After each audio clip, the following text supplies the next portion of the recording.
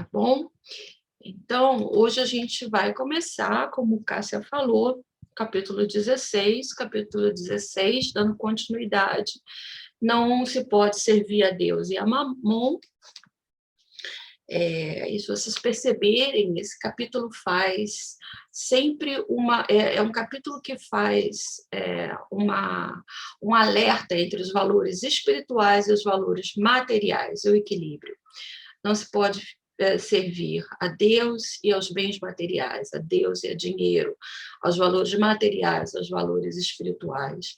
Então, há um equilíbrio nisso, e é isso que a gente está tentando refletir nesses capítulos. E nós vamos começar, então, pelo item 5, que se chama a parábola do mal rico. E essa parábola, na verdade, do mal rico, ela nos fala dos bens materiais e dos valores morais e espirituais. E ela diz assim: havia um homem que vestia púrpura de linho e se tratava magnificamente todos os dias. Havia também um pobre homem chamado Lázaro, deitado à sua porta, todo coberto de úlceras, que muito gostaria de poder saciar sua fome com as migalhas que caíam da mesa do rico, mas ninguém lhe dava, e os cães vinham lamber-lhe as chagas. Ora, aconteceu que esse pobre morreu e foi levado pelos anjos para o seio de Abraão. O rico também morreu e teve por sua sepultura o inferno. Quando se achava nos tormentos, levantou os olhos e viu de longe Abraão e Lázaro em seu seio. Exclamando, disse essas palavras: Pai, Abraão, tem piedade de mim e manda-me Lázaro, a fim de que molhe a ponta do dedo na água para me refrescar a língua, pois sofro horrível tormento nessas chamas. Mas Abraão respondeu: Meu filho, lembra-te de que recebeste na vida teus bens e que Lázaro só teve males. Por isso ele agora está na consolação dos tormentos. Além disso, existe sempre um grande abismo entre nós e vós, de sorte que os que queiram passar daqui para aí não podem, como também ninguém pode passar do lugar onde estás para aqui. Disse o rico: Então eu te suplico, pai Abraão, mande-o para a casa de meu pai, onde tenho 5 irmãos, a fim de dar-lhes testemunho dessas coisas, para que não venham também eles para esse lugar de tormento. E Abraão retrucou: Eles têm Moisés e os profetas, que o escutem. Não, meu pai Abraão, disse o rico desencarnado. Se algum dos mortos for ter com eles, farão penitência. E respondeu-lhe então Abraão: Se eles não ouvem a Moisés nem aos profetas, também não acreditarão, ainda mesmo que algum dos mortos ressuscite. Está em Lucas 16, de 9 a 31. Então, quando a gente pega para estudar, a gente estuda, na verdade, o capítulo todo, né? Então, nesse capítulo 7, Kardec começa nos dizendo o seguinte, e ele fala sobre a riqueza, né? Que se a riqueza houvesse de constituir obstáculo absoluto à salvação dos que a possuem, conforme poderia se deduzir a certas palavras de Jesus interpretadas segundo a letra e não o espírito, Deus que a concede teria posto nas mãos de alguns, o instrumento de perdição, sem apelação nenhuma, e que seria isso uma ideia que repugnaria a razão. Tá? E aí a gente começa a pensar que Jesus nunca sugeriu, nem remotamente, que dinheiro em si fosse um mal. No entanto, Jesus elogiou o ganho através do trabalho produtivo e do investimento, que é o que hoje nós vamos refletir na parábola dos talentos. Tá? Então, vamos voltar aqui à parábola do mal rico. Então, nós temos representado nessas palavras dois extremos: a opulência do rico e a miséria do pobre. Então, rico e pobre são dois espíritos ali em provação. A indigência, a pobreza é uma prova dura. Mas a riqueza é uma prova extremamente perigosa. Existe um espírito, existe um livro que se chama Nas Pegadas do Mestre, e pelo Espírito Vinícius. E tem um item que se chama Lázaro e o Rico. E ele fala que essa parábola, ela vem nos alertar sobre algumas questões fundamentais com relação à riqueza. A sua utilidade, o emprego da riqueza e as provas ao qual nós estamos sujeitos quando nós temos aqui a responsabilidade da riqueza dos bens materiais. Alerta também essa parábola para as desigualdades socioeconômicas. Essa parábola, ela destaca a importância da prática da caridade. E ela nos mostra as consequências do egoísmo, da humildade, né? Assim como do despreendimento dos bens materiais, ou seja, o lado positivo, que é o da humildade, o despreendimento dos bens materiais, como também do lado negativo que nós ainda temos em nós, o nosso orgulho e o nosso egoísmo, né? A utilidade e o benefício dos bens materiais, da riqueza, é muito providencial no mundo material. E não tem a ver, e não deve servir como um obstáculo de crescimento, de melhoria a quem a possui.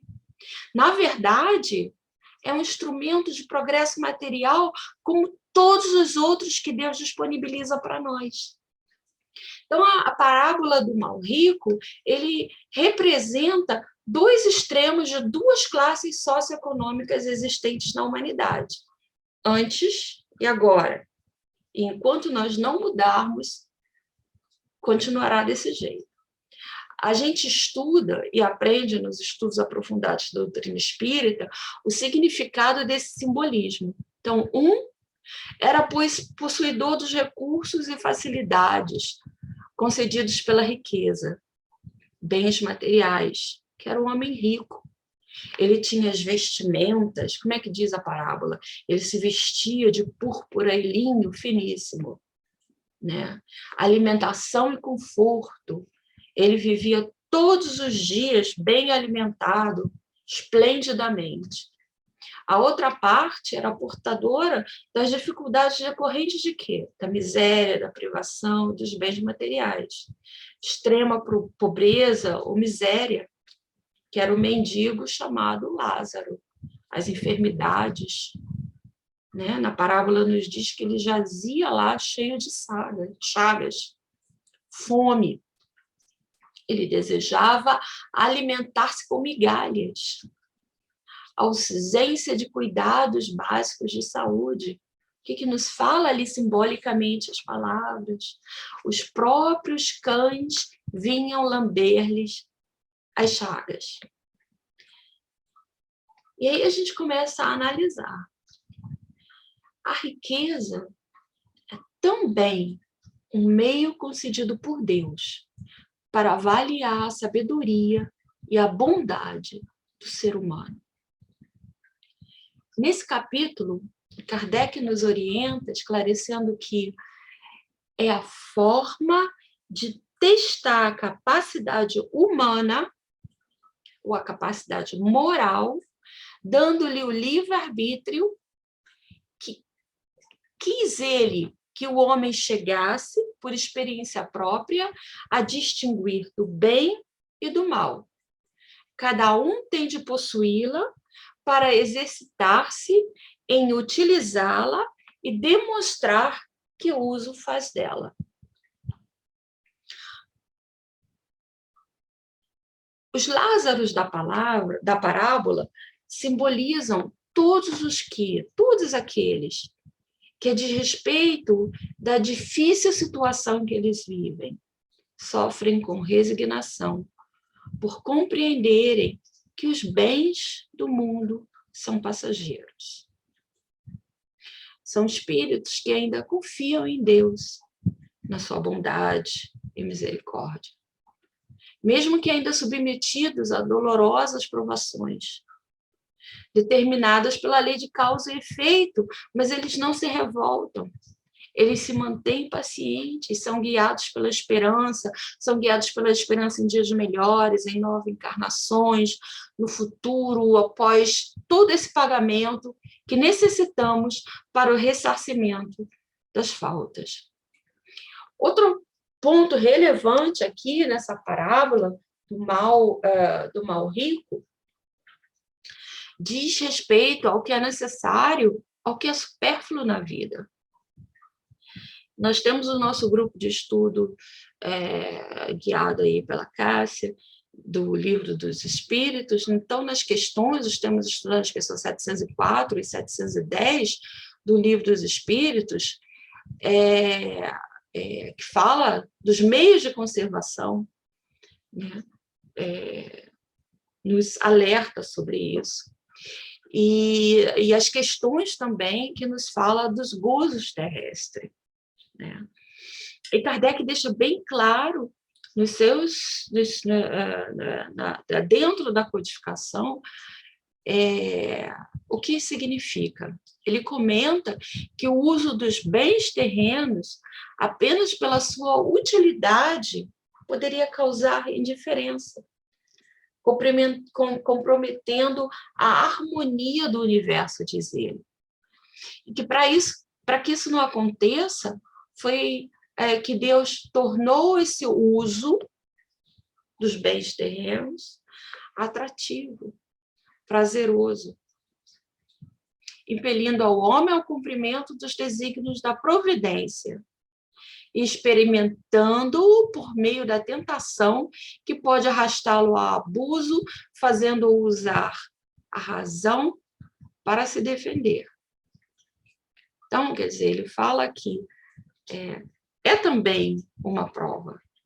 Essa atração do poder, de poder ter todos os bens materiais, e a gente sabe que quanto mais bens materiais nós temos, nós nos afastamos dos bens espirituais, não é verdade? É um dos desígnios de Deus, para ficarmos atentos. O prazer que os bens materiais podem nos proporcionar, eles muitas vezes nos levam aos excessos. Todo excesso, todo abuso nos geram consequências negativas, dolorosas. Nos levam a aprofundar no nosso egoísmo, no nosso orgulho. E quanto maior forem esses excessos, não importa qual, mais sofridas serão as consequências, porque essas consequências podem levar o homem às doenças, aos crimes, com certeza a todos os desequilíbrios, e até mesmo o suicídio. Caibach Schüttel, ele é um espírito e tem um livro chamado Parábolas e Ensinos de Jesus.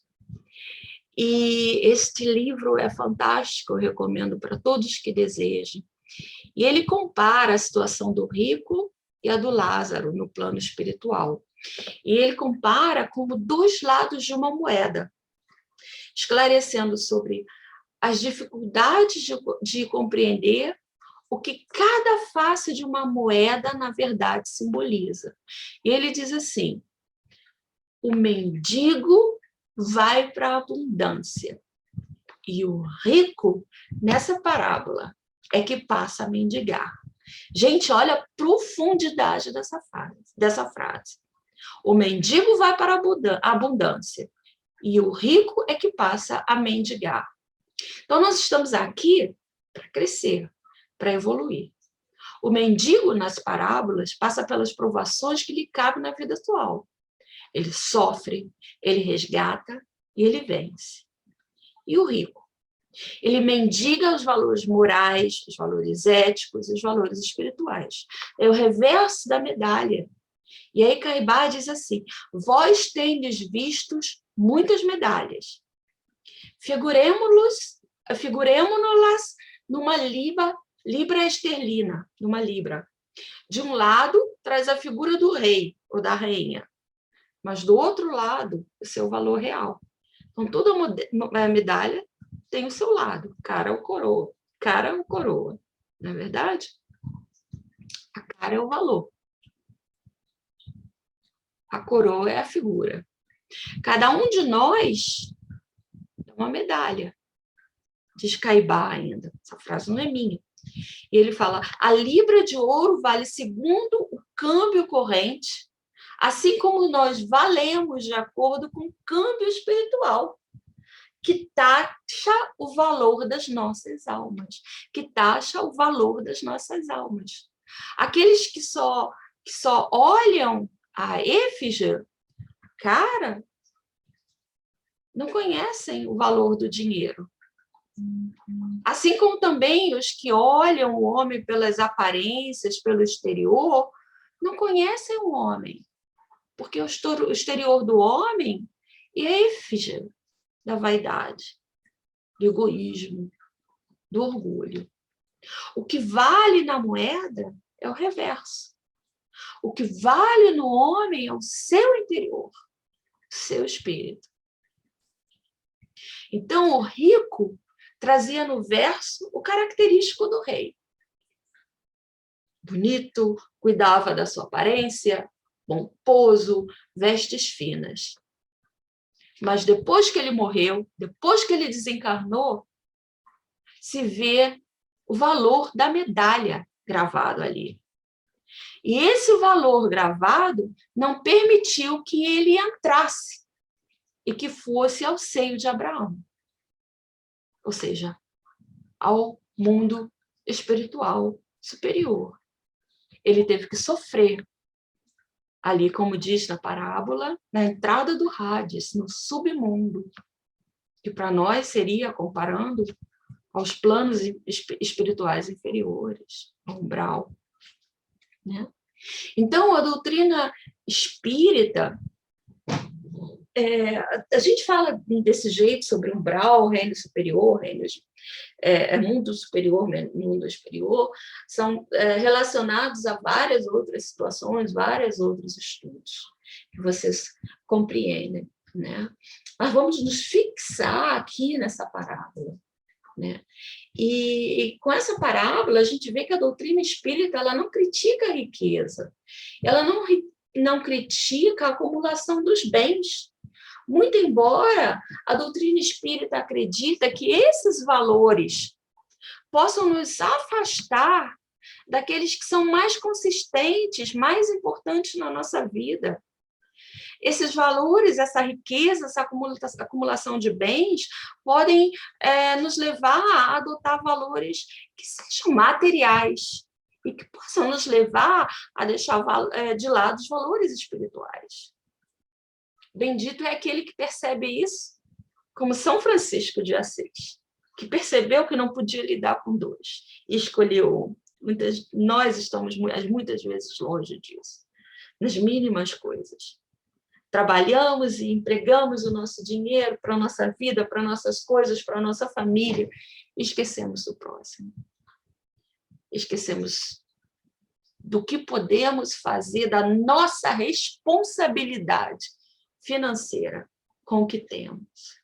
Porque riqueza material significa responsabilidade social. Então, é preciso refletir sobre as implicações morais dos desperdícios. É preciso levar em consideração toda a situação, a fome, a miséria existente no mundo. A gente só precisa abrir os olhos para ver. Né? O importante em tudo isso não esquecer que, é claro que a gente está falando aqui das divisões de classe, né? Mas a gente não deve esquecer que o meu pouco é muito para os outros. Podemos não possuir a riqueza absoluta, mas não importa que tenhamos. A nossa responsabilidade perante os que menos possuem, perante os nossos objetivos de vida, as nossas crenças, as nossas responsabilidades. É isso que é importante. É a mesma daqueles que têm milhões a esbanjar. Né? Então, deixando mais uma vez claro, aqui nessa parábola, nós estamos falando da riqueza material, mas nós não devemos esquecer da ajuda moral, espiritual, amiga, bondosa, ajudar sempre, em todos os sentidos, onde e quando se fizer necessário. O dinheiro, ele é positivo na sociedade, não é negativo. Ele deve ser visto como um instrumento que gera bem-estar social, que ajuda na construção de um futuro melhor, educacional, intelectual, melhora as condições de alimentação da população, abre perspectivas novas para indivíduos, para pessoas, irmãos, que muitas vezes vivem em situações tão miseráveis que nem nós sonhamos existir. Há muitos anos atrás, vocês devem ter cansado de saber, a minha família sempre teve muito presente nas favelas, né? Na ajuda com as crianças, mas a miséria que eu vi na pobreza carioca, hoje eu, como cidadã do mundo, morando na Europa, com um mundo de informações muito maior, não se compara ao que eu poderia fazer se fosse cidadã do mundo naquela época, mas cada um dá o que pode, não é verdade? E isso é que é o importante, né? O dinheiro utilizado correta e equilibradamente, ele é extremamente fundamental. Né? E, para mim, deve ser o grande aprendizado que a gente precisa aprender, né? Que a gente precisa ter, desculpem, né? Como lidar com esses recursos financeiros em benefício de todos. Tá? Porque nesse mundo material que a gente vive, que é marcado pelo poder, pela força da matéria, desde os inícios dos tempos até hoje, nós somos, na maioria das vezes, com raríssimas exceções, controlado por ele, pelos recursos financeiros, pelo dinheiro. Então, tanto a prova da pobreza quanto a da riqueza são testes difíceis para o indivíduo. A miséria pode gerar a revolta contra Deus, nós na nossa pequenez, né? Contra a providência divina. A riqueza, por sua vez, ela pode incitar aos exageros de toda espécie, ao egoísmo, à ambição, à valorização das coisas materiais, o afastamento das promessas que nós fizemos no mundo espiritual. Aprendemos aqui, voltamos para o mundo espiritual, assumimos tudo, voltamos para cá, esquecemos de tudo, esquecemos das promessas que vemos, caímos nos mesmos problemas. Né? Se a gente for pegar o Livro dos Espíritos, na questão 814, Kardec fez a segunda pergunta ao Espírito da Verdade. Ele diz assim: por que Deus concedeu a uns as riquezas e o poder a outros, a miséria? E o Espírito da Verdade responde: para experimentá-los de modos diferentes. Além disso, como sabeis, essas provas foram escolhidas pelos próprios espíritos, que nelas, entretanto, sucumbem com frequência. Ou seja, nós escolhemos, somos nós que escolhemos as nossas provas. Nós queremos evoluir, nós queremos crescer, mas nós sucumbimos muitas vezes pelas dificuldades que elas representam, tanto a riqueza quanto a pobreza.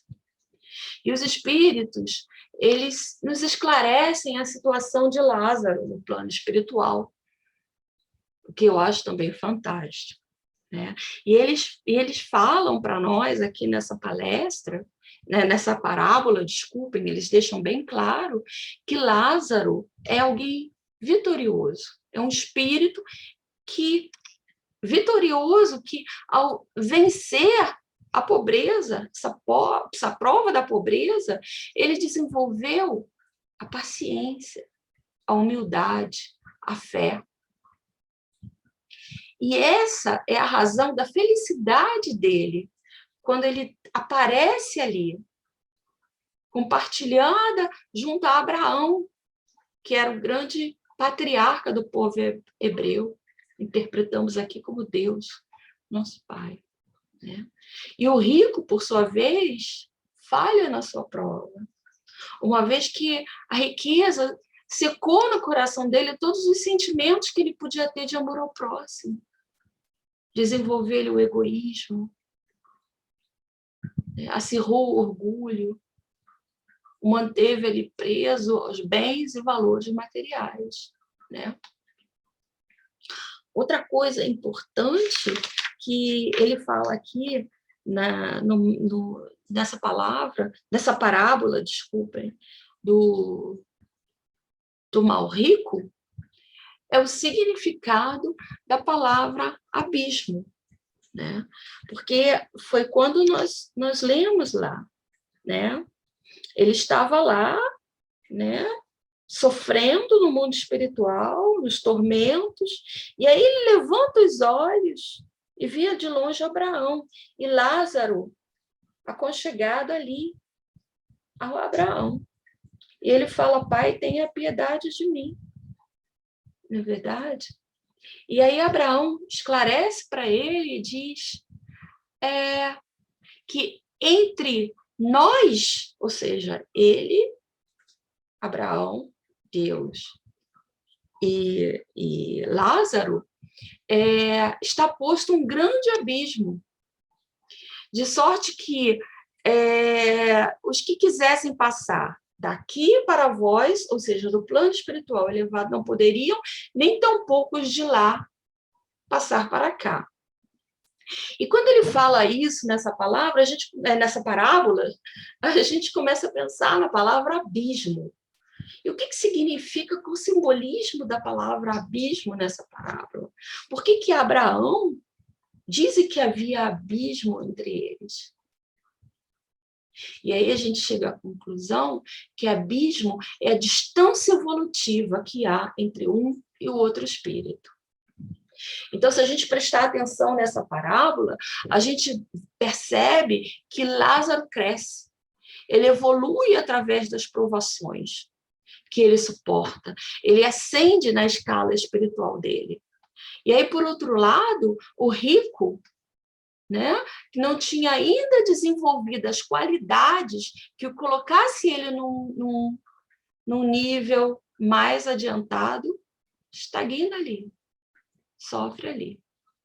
E por esse motivo esclarece Abraão, de sorte que os que quisessem passar daqui para vós não poderiam, nem tampouco os de lá para cá. Então, para uma reabilitação do espírito, não basta o arrependimento, né? O primeiro passo a ser dado é a reparação. É necessária a reparação das faltas cometidas. Arrepender e reparar. Portanto, o rico ali naquele seu pedido, ele não ia poder ser atendido. Ele deveria reencarnar, voltar à Terra e reparar os erros cometidos.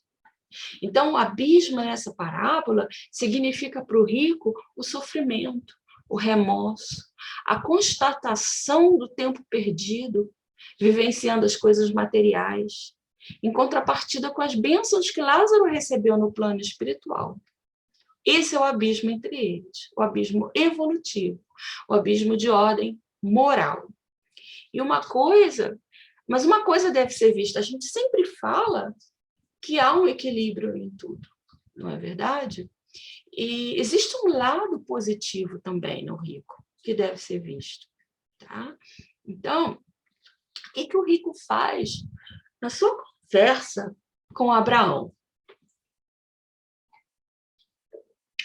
Ele tenta minimizar de todas as formas as consequências do erro dele, do mau uso da riqueza que ele teve, né? Mas ele percebe que ele não podia reparar os erros ali, naquela conversa com Abraão, quando ele vê Abraão. Então, o que ele faz? Ele ali esquece de si por um momento e tenta beneficiar a sua família, que ainda estavam encarnados. E aí, essa característica da personalidade do rico indica que ele também não era uma pessoa excessivamente egoísta. Que ainda existiam pessoas que eram objeto da sua preocupação, mesmo que muito restrita no círculo familiar, no círculo consanguíneo, mas que já era o começo. Quantos de nós somos assim? Não conseguimos pensar nos outros, não conseguimos ver a humanidade em geral, mas já nos preocupamos com os nossos filhos, com os nossos pais, com os nossos irmãos, consanguíneos. E isso já é um começo, né? Então, nesse livro que eu citei, As Pegadas do Mestre, o Espírito Vinícius ele fala assim: Lázaro fortificou sua dor, resistiu, venceu, sucumbiu. O mesmo rico, diz ele, apesar de sucumbir, ele não venceu as provas, ele tirou sérios proveitos da queda. Ele acordou para a realidade, arrependeu-se, humilhou-se e mostrou interesse pela sorte dos irmãos. Numa só palavra, as cordas de seus sentimentos despertaram. E nesse momento, ele viu Lázaro. Lembram lá os sofrimentos de André Luiz? No momento em que você desperta e que você tem consciência, você vê a espiritualidade superior pronta a te ajudar. Te dar a possibilidade que necessita, não de passar a mão pela sua cabeça, mas de fazer passar e de ter o que você necessita para a sua evolução. Então, nesse momento, ele teve a permissão de ver Lázaro entre os outros espíritos que estavam ali, junto a Abraão, né? E Lázaro, com toda certeza, não era o único espírito ali, mas era importante que o rico visse Lázaro ali, porque foi Lázaro que incidiu a dureza no seu coração. Ele via Lázaro e, através da situação, ele se sentia melhor, mais forte, mais bonito, mais poderoso, não é? E é sempre assim. Nós devemos sempre reconhecer as nossas vítimas, tanto aqui quanto no plano espiritual. E olhem o aprendizado, né? E esse aprendizado é para que a gente não se torne indiferente àqueles irmãos a quem vitimamos. E aí, a súplica do rico, né? Quando ele fala: Abraão, meu pai, tem misericórdia de mim. E manda a Lázaro que molhe a ponta do seu dedo. Aquele dedo que no mundo espiritual estava aqui, cheio de chagas, sujo, né? Então ele pede: molhe a ponta do seu dedo e me refresque a língua, porque eu estou atormentado nesta chama. E deixar claro que ele ali toma consciência dos limites dele. Ele aprende a ser humilde, ele pede auxílio. Ali, naquele momento, no mundo espiritual, ele não era aquele rico orgulhoso. mas um espírito que talvez tenha sido negligente, indiferente. Nós não podemos julgar o outro, o sofrimento do irmão, mas não era verdadeiramente mal. E Abraão dá uma resposta ao rico que serve de lição para nós também. Ele diz: se eles, seus irmãos, seus parentes, não ouvem a Moisés e aos profetas, também não acreditarão, ainda que alguns mortos ressuscitem. Então, se eles não acreditam no que veem ou ouvem através dos ensinamentos dos profetas, de Moisés, como vão acreditar em espíritos? Então, os familiares, tendo testemunho vivo de espíritos de categoria superior, não acreditavam. Como é que eles iriam acreditar ali nos espíritos enviados por Deus, desencarnados, né? E essa resposta, ela nos faz pensar, nos faz refletir que a gente tem o Evangelho e a doutrina espírita para nos guiar e que nos serve de base, de caminho para a nossa felicidade. Mas nós agimos como bebês, como criancinhas espirituais. E quantas vezes nós desprezamos essas orientações e entramos por caminhos, todos os dias fazemos essas escolhas, que acabam em provas amargas, dolorosas, tristes, terríveis. E é isso que fala Emmanuel no livro que se chama Religião dos Espíritos. Ele fala assim, trouxe esse pedacinho para vocês. No caminho comum, inúmeras pessoas se aproximam das fontes de revelação espiritual. Entretanto, não conseguem a libertação dos laços egoísticos, de modo que vejam e ouçam qual lhe convém aos interesses essenciais. Ninguém justifique a própria cegueira com a insatisfação do capricho pessoal. O mundo está repleto de mensagens e emissários há milênios, diz Emmanuel. O grande problema, no entanto, não está em requisitar a verdade para atender ao círculo exclusivista de cada criatura, mas na deliberação de cada homem de caminhar, quanto a caminhar com o próprio valor na direção das realidades eternas. Eu achei isso fantástico. E aí, antes de tudo isso, eu comecei a procurar, porque Lázaro... E eu comecei a me informar quanto ao nome Lázaro. E aí eu descobri, enquanto eu fazia algumas pesquisas aqui, que Lázaro significa, a partir do grego Eleazaros, nome que foi no hebraico originado como Elazar, Deus ajudou. É a união dos elementos El, que significa Deus, e Ezer, que significa socorro. Então, significa que Deus socorreu, que Deus ajudou. Todos nós somos Lázaros. Todos nós. E como Lázaro da palestra, possuímos talentos. E o rico também. Possuímos talentos. E os talentos são benefícios concedidos por Deus à humanidade, com a finalidade de fazê-la progredir material, intelectual, moralmente. Talento, na época de Jesus, naquela época, eram moedas, vamos dizer assim. Tá? Era uma medida monetária de calcular o valor do ouro que se tinha. Né? Então, vamos traduzir aqui talentos como moedas. Então, a Federação Espírita do Brasil, ela tem um texto com uma definição muito interessante sobre isso.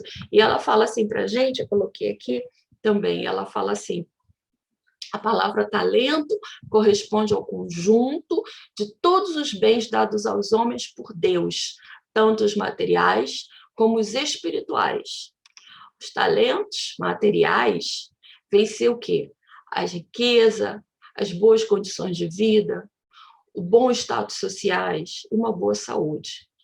Os talentos espirituais vêm a ser a mente iluminada, uma boa memória, as diversas habilidades no campo das artes e nos serviços, o dom da oratória, a valentia, a sensibilidade, a compaixão e várias outras qualidades que nos foram conferidas pelo Criador. Está no texto da FEB. Então, os talentos devem ser utilizados sob a forma de diferentes tipos de trabalhos, de esforços, que cada homem desenvolve e pode desenvolver. E é isso que temos no item 8, a parábola dos talentos. E ela nos fala de um senhor, depois de fazer longa viagem fora, ele tendo que fazer, na verdade, longa viagem fora do seu país, chamou seus servidores e entregou-lhe os seus bens. Então, ele deu 5 talentos a um, 2 a outro e 1 a outro. E cada um segundo sua capacidade. Ou seja, cada um ele dividiu de acordo com a sua capacidade. E partiu imediatamente. E aí, o que recebeu os 5 talentos, negociou aquele dinheiro e recebeu tantos outros. Né? O que recebeu 2 talentos também. Né? E o que recebeu 1, o que ele fez? Ele cavou um buraco na terra e escondeu o dinheiro ali. E aí passa um tempo e volta ali o Senhor, querendo saber o que ele fez. O que eles fizeram com aqueles talentos recebidos? E aí, vocês podem ler aqui, no capítulo 16, no item 6, a parábola dos talentos, que é maravilhosa, mas eu trouxe aqui para vocês um texto da mensagem, a interpretação do irmão X, que sabemos que é Alberto Campos, num livro chamado Luz Acima. E no capítulo 33, ele nos dá um esclarecimento fantástico sobre essa parábola dos talentos. E ele fala para nós que essa parábola trata das distribuições das concessões divinas. Que o primeiro servo que está aqui no Evangelho, que recebe 5 talentos, 5 concessões divinas, são representadas como a saúde, a riqueza, a habilidade, o discernimento e a autoridade. O segundo servo recebeu os talentos, segundo o irmão X, Humberto Campos, da inteligência e do poder. E o terceiro servo recebeu o único talento, a dor. E ele fala assim para a gente. Já estamos terminando. Ao enviar os 3 servos de confiança para servi-lo em propriedade distante, onde outros milhares de trabalhadores em diversos graus da virtude e da sabedoria lavravam a terra em louvor à grandeza divina, o Supremo Senhor chamou-os à sua presença e distribuiu a eles preciosos dons. Ao primeiro, entregou-lhe 5 talentos, dizendo: conduzes contigo esses tesouros, da alegria e da prosperidade. São a saúde, a riqueza, a habilidade, o discernimento e a autoridade. Multiplica-os aonde fores, em benefício dos teus filhos, dos meus filhos, teus irmãos. Multiplica-os aonde fores, em benefício dos meus filhos e teus irmãos, que em situação inferior à tua, avergados ao solo do planeta, a que levarás minhas bênçãos, se esforçam mais intensamente. No segundo, o Senhor deu os 2 talentos, dizendo: Leva contigo essas duas propriedades, que se destinam ao esclarecimento e ao auxílio do mundo a que te diriges. São ambas a inteligência e o poder. Estende esses patrimônios respeitáveis às minhas construções eternas. Ao terceiro, ele deu apenas um talento, dizendo, cuidadoso, apossa-te dessa lança sublime e segue. É a dor, o dom celeste da iluminação espiritual. Acende-a em teu campo de trabalho, em favor a ti mesmo e dos teus semelhantes. Seus raios abrem acesso aos tabernáculos divinos. Em seguida, ele juntou os três e falou, eu vou os aguardar quando eu regressar para o acesso de contas. E o tempo correu. E veio um dia em que os mensageiros voltaram ao lar. E o soberano estava esperando eles à porta, esperançoso e feliz. Sejam bem-vindos, meus filhos. E o primeiro se adiantou e falou assim, Senhor, aqui eu estou te dando as tuas dádivas multiplicadas. O Senhor me deste 5, e eu restituo-as em dobro. Respeitando a saúde, adquiri o tempo. Espalhando a riqueza, alicercei a gratidão. Usando a habilidade, recebi a estima. Movimentando o meu discernimento, conquistei o equilíbrio. Distribuindo a autoridade em teu nome, ganhei a ordem. O teu plano de júbilo e evolução foi executado. Né?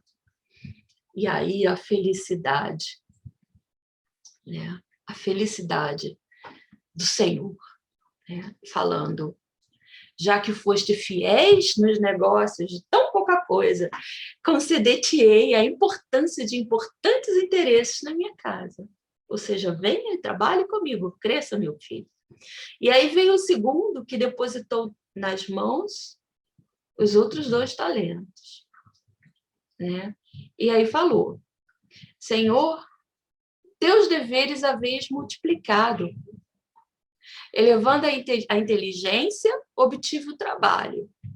E submetendo o poder à tua vontade sábia, atraiu o progresso. A tua expectativa de instrução e ajuda no meu setor de atividade foi atendida. E o pai falou, já que revelaste lealdade no pouco, ser-te-á conferido o muito das grandes tarefas. E aí veio o terceiro servo e falou assim, Senhor, recolhe-me de volta, que herança foi essa que me destes? Eu sei que é áspero, que é exigente, né? Que colhes o que não semeias, que ordenas por toda parte, né? Mas eu tive enorme dificuldade, que carga pesada. E eu não sabendo o que fazer, o que eu fiz, escondia lá na terra. E agora eu retirei e coloco nas tuas mãos de volta, porque é um fardo difícil a carregar. Né? Eu só tenho recordações desagradáveis por onde passei. Não tive os meus desejos levados em conta. Né? Foi impossível ter lucros e vantagens com esse obstáculo. Toma de volta, porque é um depósito insuportável, eu não tenho como ter. E o Senhor olhou para ele triste e falou, servo mau e infiel, como poderias multiplicar minha bênção se nem ao menos te deste ao esforço de examiná-la? Como iluminar o caminho se mantiveste a lâmpada apagada? A tua ociosidade transformou alguns gramas de serviço benéfico em várias toneladas de angústias. Por fim, traz-me o tesouro, né, de volta, do desespero, da revolta. Comenta comigo o teu temor. Né? A dor era a tua oportunidade sagrada, diz o Senhor. A única de iluminação ao próprio caminho, para que a tua claridade amparasse os companheiros de luta regenerativa e salutar. Repeliste o dom que confiei. Volta, portanto, a sombra, a desesperação que abraçaste. E aí, o que acontece? Né? O servo, diz irmão X nesse texto belíssimo, né, que se perdera pela imprevidência, pela inconformação, compreende, então, ali, naquele momento, o sublime valor da lâmpada do sofrimento, quando se viu sozinho e desamparado nas trevas do sofrimento. O Senhor é Deus. Os servos somos nós, a humanidade. Os talentos são os bens, os recursos que a providência nos agracia, para que a gente possa, para que eles possam ser empregados em benefício próprio dos nossos semelhantes. Dons são bênçãos e habilidades oferecidas por Deus a todos os seus filhos. São eles que ajudam-nos a navegar, a continuar pela nossa vida, em direção a nossas metas evolutivas. E um dom que vai nos ajudar pela vida, a continuar, a navegar por essa vida, é uma dádiva que Deus nos deu, a todos nós, a capacidade e o poder de escolher. Nossas escolhas, elas têm o poder incontestável de transformar a nossa vida e a dos nossos semelhantes. E Deus, nosso Pai Celestial, Ele respeita a nossa liberdade de escolha. Ele nunca nos força a fazer o que é certo, como também nunca nos impedirá de fazer as escolhas medíocres. É o nosso livre-arbítrio. É isso que Ele nos concede, o nosso livre-arbítrio. Porém, nós somos protegidos por Deus, porque Deus é imanente em nós e somos auxiliados sempre, através dos nossos amigos espirituais, para que possamos aguentar os trancos da jornada. Eles nos aconselham, nos orientam e nos exemplificam, como Jesus, nosso doce Rabi, como tantos outros missionários do Pai. João Batista, Paulo de Tarso, Bezerra de Menezes, quantos exemplos ao longo da nossa história humana, espíritos bondosos, espíritas ou não, que encarnaram e nos deixaram o seu exemplo de resignação e fé aos desígnios do Pai, e da utilização perfeita dos talentos, dos dons que eles receberam em benefício dos seus semelhantes, deixando para todos nós um legado de trabalho, baseado no amor, na caridade, na compreensão do próximo e de si mesmo. Deus, nosso Pai, nosso Criador, conhecedor de todas as criaturas, Ele aguarda pacientemente a nossa compreensão com relação aos seus desígnios. E a nossa compreensão, ela cresce à medida que nós evoluímos espiritualmente. À medida que nós começamos a aprender a utilizar os nossos talentos, os nossos dons, em nosso benefício, em nosso favor, em favor do nosso próximo. Deus nos convida e nos impele a fazer o bem continuamente. Cabe a nós o exercício. Os nossos talentos é um sinal extraordinário da confiança de Deus, da confiança do Pai em nós. Ao mesmo tempo que é uma responsabilidade que nós devemos valorizar e usar com sabedoria. E o que é o tempo? O tempo, na interpretação dessa parábola, é a nossa reencarnação. Daí a importância de compreender o significado da reencarnação e fazer dela uma diretriz da nossa vida. Nós precisamos viver como reencarnacionistas. E o que isso significa? A gente vive falando de reencarnação, mas a gente não vive realmente o nosso dia a dia com a certeza da volta. No fundo, não vivemos. Mas nós voltaremos. E voltaremos quantas vezes forem necessárias para que nós façamos a nossa perfeição. Vejam as perguntas 166 e 167 do Livro dos Espíritos. Qual a finalidade da reencarnação, expiação, melhoramento do progresso da humanidade? Sem isso, onde estaria a justiça? 168. O número das existências corpóreas é limitado? Ou o espírito se reencarna perpetuamente? E os espíritos respondem: a cada nova existência, o espírito dá um passo na senda do progresso. Quando se despojou de todas as impurezas, não precisa mais das provas da vida corpórea. Nós não estamos aqui por acaso. O acaso não existe. Nós estamos aqui por escolha, exercitando o conhecimento que nós recebemos, aprendendo a levar esse conhecimento até o nosso coração.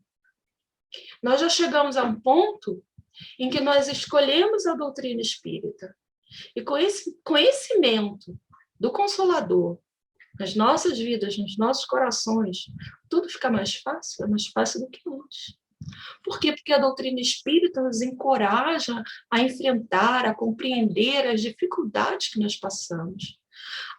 Nos encoraja a continuar de pé no trabalho, no amor, apesar de tudo, conforme ensinado e exemplificado por Jesus. Por último, a distribuição dos talentos em quantidades desiguais nessa parábola, ao contrário do que possa parecer, não é injusta, nem arbitrária. Muito pelo contrário. Ela se dá de acordo com a nossa capacidade individual. A gente não pode receber como tarefa aquilo que a gente não tem condição de ter. Então, ela se baseia na nossa capacidade adquirida nas nossas encarnações anteriores, em outras vidas que tivemos, em outras jornadas evolutivas. E é um consolo saber que existe um plano para nós. É um consolo saber que nós não estamos sozinhos navegando pelas existências da vida. Esse ajuste de contas na parábola é uma situação que cedo ou tarde nós encontraremos. A gente não pode fugir dessa variação divina. Um dia vamos prestar conta dos nossos talentos, dos nossos bens recebidos, né? Então, segundo a parábola e a interpretação de Humberto de Campos, os 2 primeiros servos duplicou os recebidos e o terceiro servo devolveu intacto, né?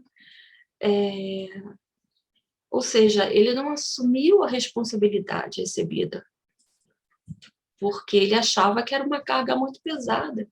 Quantos de nós no nosso dia a dia reclamamos disso, né?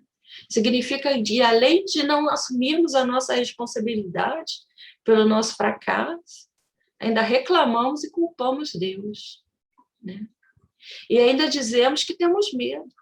Medo de trabalhar, medo de servir, medo de sofrer, medo da dor, medo da morte, etc. São medos, inseguranças que a gente precisa vencer para crescer, como é o desejo do nosso Pai, né? E esse esforço que a gente coloca ali para vencer os nossos medos e as nossas dificuldades, né? É o que nos vai proporcionar a existências futuras mais tranquilas, livres de expiações, de dores, né? Então, terminando aqui, quando Deus, Senhor, desculpa, nessa parábola diz ao último servo inútil, mas o que não tiver, até o que tem lhe será tirado, lançai, pois, o servo inútil às trevas exteriores, ali haverá pranto e ranger de dentes. Significa que provas e expiações serão necessárias para o restabelecimento dos nossos erros e imperfeições. Então, toda essa última parte, para mim, é uma referência clara à lei de causa e efeito. Tá? Tanto para os servos vitoriosos, quanto para aqueles que não foram. Cada um recebe de acordo com o seu merecimento. Deus não vai retirar as cargas dos nossos ombros. Afinal, elas nos são devidas. Não é essa a proposta, que elas sejam retiradas. Né? As palavras fazer o bem continuamente descrevem o padrão que devemos aplicar ao usar o nosso arbítrio.